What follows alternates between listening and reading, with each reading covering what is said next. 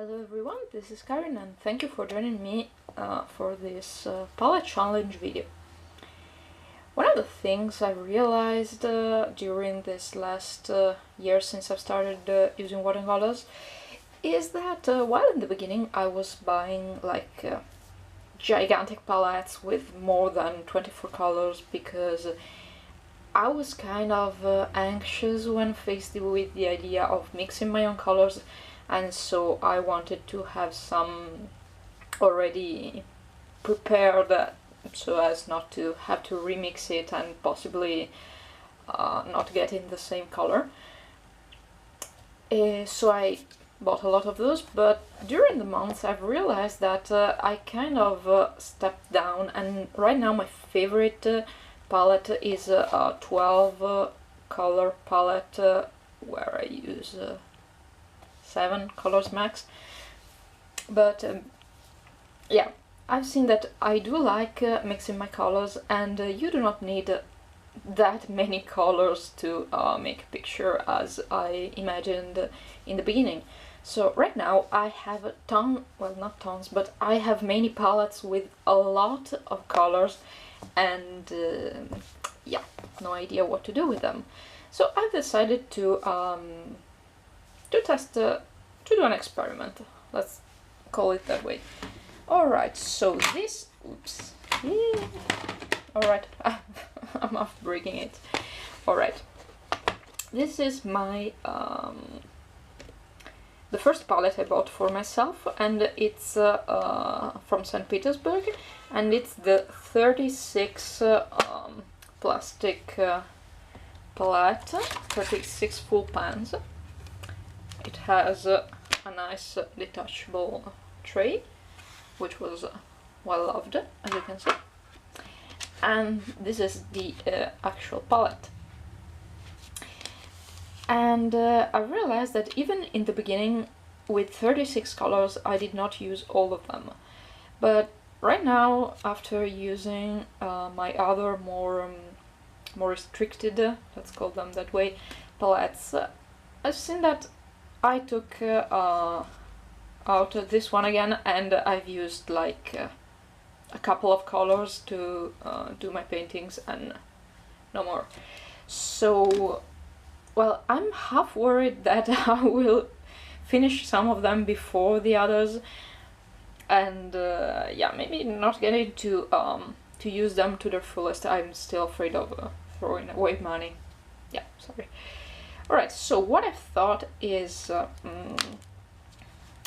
choose, to pick 4 colors, 4 random colors, which I will choose not in column nor in row, but diagonally. I will choose 4 colors and do a color sketch with those 4 colors. And I really wanted to I want to try it with more combinations, so maybe I will do the same lines and change the palette, but I still haven't decided it. So for now, the idea is to take the pans physically out of the box and have just those 4 colors, and that's it. I'm not allowed to use anything else. Alright, if I want to use, I don't know, some white gouache or some gold watercolor, I can. But I can cheat, I cannot pick any other colors at all. So, diagonal. Let's pick a diagonal. Alright, we have 4. There are 9. Okay, so let's start from the center. Alright. This one, and then diagonally towards left. Let's say left. Alright, so diagonal from this is this one. Alright, this is my second one. What's this color? Looks like purple. Oh well. Then diagonal, I have me a green. Alright. Oops, sorry. Okay, and then this one is What are you? It's... I don't think this is black, it's maybe it's... no, sepia, it's supposed to be this one, I think. Payne's gray, maybe? Oh well.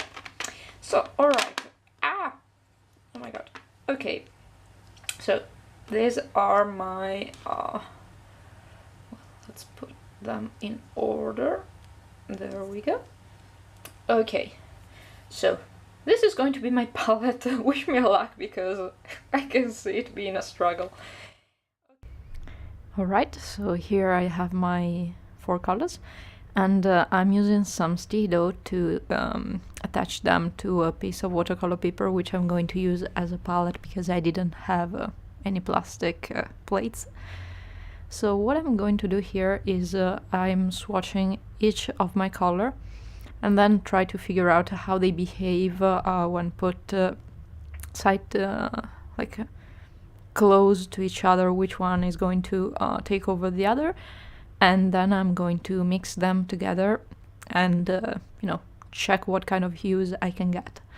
So these 4 colors did not give me a very good impression in the beginning, and I was quite worried I wouldn't get anything good out of them, especially the green and the black.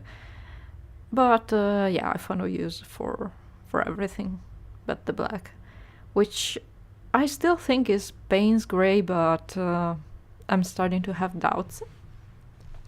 But in the end, what I got were yeah, a lot of green hues and 2 tones that could easily be used for skins, so I was pretty happy with that. And so yeah, here I'm starting to mix my colors on the paper.